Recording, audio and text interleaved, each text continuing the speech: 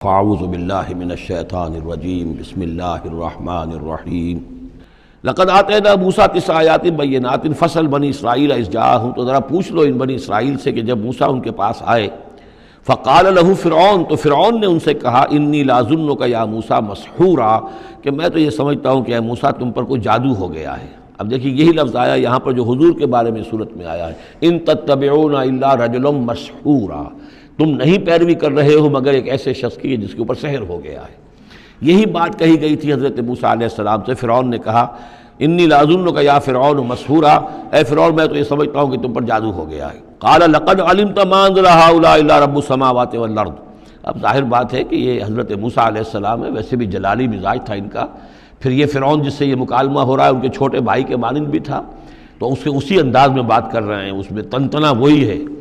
لقد علمتا، تجھے خوب معلوم ہے، ما انزل هؤلاء، نہیں اتارا ہے نشانیوں کو، الا رب السماوات والارض، مگر اسی نے کہ جو آسمانوں اور زمین کا مالک ہے، بصائر،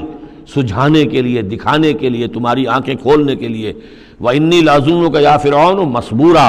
اور اے فرعون تو تو سمجھتا ہے کہ مجھ پر جادو ہو گیا ہے، اب میں یہ سمجھتا ہوں کہ تو تباہی اور ہلاکت کے کنارے تک پہنچ چکا ہے، اب تیری بربادی اور تیری ہلاکت یقینی ہے۔ فاراد ان یستفزهم من الارض، تو فرعون نے ارادہ کیا کہ انہیں اکھاڑ پھینکے زمین سے، یعنی جو بھی اس نے شکل اختیار کی تھی کہ لڑکوں کو قتل کرو اور لڑکیوں کو زندہ رکھ لو، ظاہر بات ہے قوم کے استحصال کا اور اس کو ختم کرنے کا اس سے اور زیادہ عمدہ ذریعہ کیا ہو سکتا ہے۔ فاغرقناہ ومن معہ جمیعا، تو غرق کر دیا ہم نے اس کو اور اس کے جتنے بھی لوگ اس کے ساتھ تھے ان سب کو۔ وقلنا من بعدہ لبنی اسرائیل اسکنوا الارض، اور پھر ہم نے کہہ دیا بنی اسرائیل سے اس کے بعد کہ اب زمین میں تم آباد ہو جاؤ۔ فاذا جاء وعد الآخرۃ جئنا بکم لفیفا، جب پھر اگلا وعدے کا وقت آئے گا، پچھلے وعدے کا وقت آئے گا تو ہم لے آئیں گے تمہیں سب کو سمیٹ کر۔ یہ وعد الآخرت سے مراد اکثر و بیشتر تو لیا گیا آخرت کا، جب قیامت آئے گی، یعنی تم زمین میں رہو، قیامت آئے گی تم سب کو ہم جھاڑو پھیر کر جمع کریں گے، سب کے سب جمع ہوں گے، ایک میدان حشر میں آئیں گے، سب کے سب جمع ہو جائیں گے، جیسے کہ کہیں جو ہے وہ باغ میں جو ہے جھاڑو دی جاتی ہے اور سب کو جمع کر لیا جاتا ہے، تنکوں وغیرہ کو، جئنا بکم لفیفا، تم سب کو لپیٹ کر لے آئیں گے۔ لیکن میرا گمان یہ ہے کہ اس کے اندر اشارہ ہے اس بات کی طرف کہ جو ڈائسپورا کا پیریڈ جو چل رہا تھا بنی اسرائیل کی تاریخ کا، جو شروع ہوئے حضور کی بعثت کے وقت جو ہے 500 برس ہو چکے تھے، اور جب یہ صورت نازل ہو رہی ہے تو گویا کہ 550 برس ہو چکے تھے ان کے ڈائسپورا کو، اس لیے کہ 40 برس کی عمر میں تو حضور پر وحی شروع ہوئی ہے اور کم سے کم 10-12 سال اور بیت چکے ہیں۔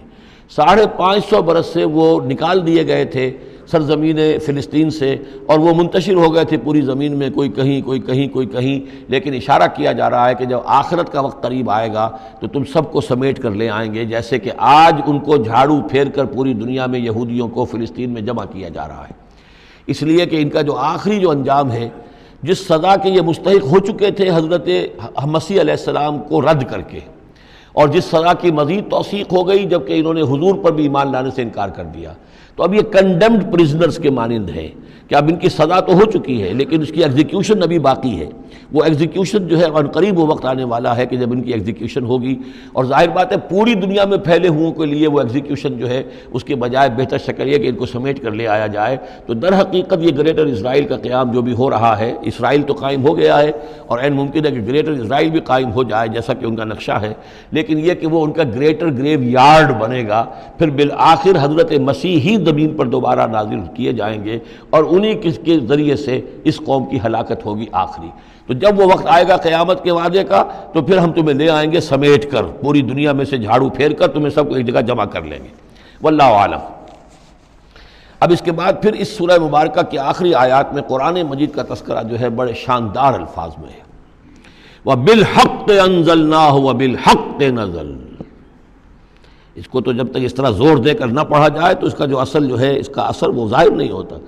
اس قرآن کو ہم نے حق کے ساتھ نازل کیا ہے اور یہ حق کے ساتھ نازل ہوا ہے۔ یہ بالکل ایسے ہی ہے جیسے کہ سورۃ طارق میں ہے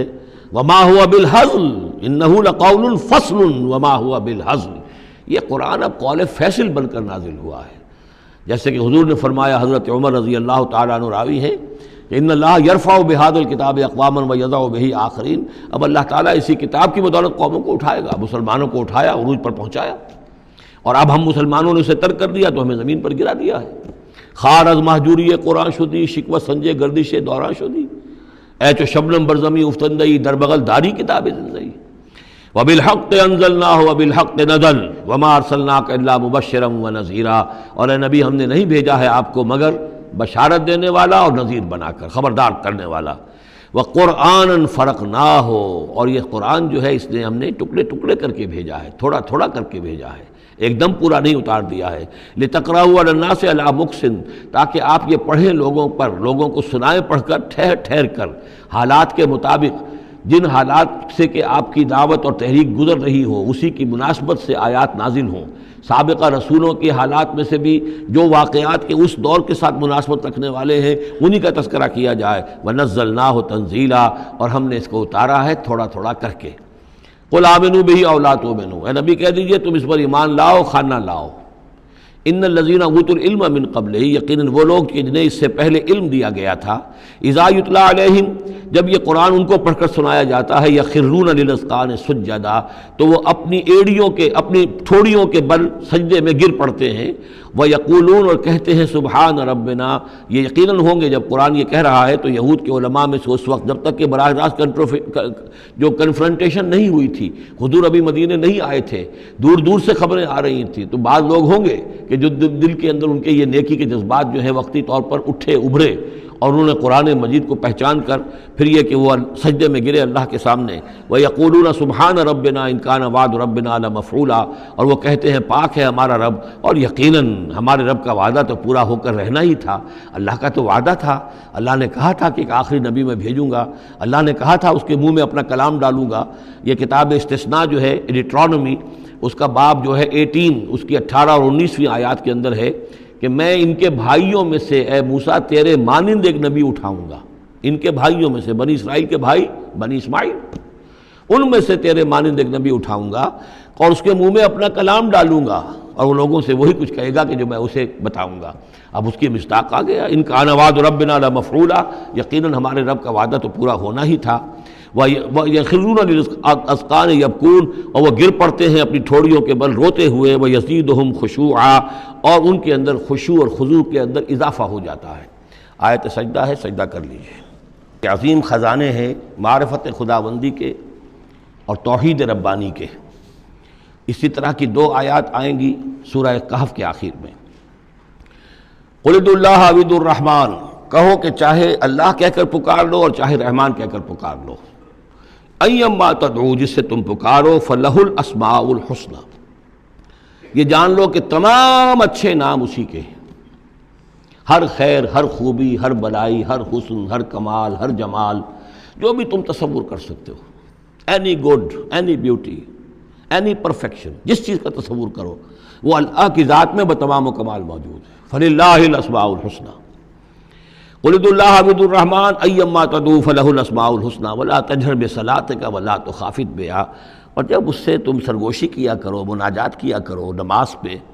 تو نہ تو اپنی آواز بہت پست رکھو اور نہ ہی اس کو بہت زیادہ بلند کرو۔ وَابْتَغِ بَيْنَ ذَلِكَ سَبِيلًا، بلکہ اس کے بین ایک روش اختیار کرو۔ آخری آیت جو ہے یہ یوں سمجھیے کہ اپنے مضمون کی مناسبت کے اعتبار سے تو واقعتاً یہ ہے کہ یہ سورہ اخلاص کے تقریباً ہم وزن آیت ہے۔ 5 انداز سے اس میں اللہ تعالیٰ کی توحید اور عظمت کا بیان ہے ایک آیت میں۔ قُلِ الْحَمْدُ لِلَّهِ، کہیے کل حمد، کل شکر اللہ کے لیے،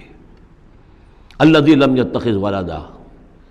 دوسری بات جس نے کہ کسی کو اپنی اولاد نہیں بنایا، نہ بیٹا نہ بیٹی، لم یلد ولم یولد، سورہ اخلاص۔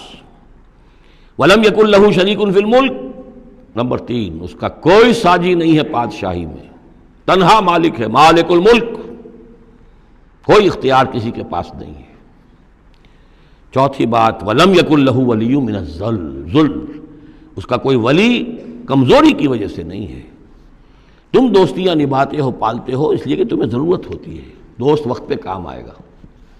تم اس کی کبھی کوئی ناجائز بات بھی ماننے پہ مجبور ہو جاتے ہو، دوست ہے اس کی بات کیسے ٹال دوں، اس لیے کہ دل میں یہ ہوتا ہے کہ کبھی مجھے بھی اس سے کوئی بات منوانی پڑے گی، ضرورت ہو سکتا ہے۔ اللہ کو کوئی احتیاج نہیں، تمہاری دوستیوں کے ساتھ تمہاری احتیاجیں، تمہاری کمزوریاں بھی وابستہ ہیں، اللہ کی دوستی ہے لیکن اس کی کسی کمزوری کی بنیاد پر نہیں۔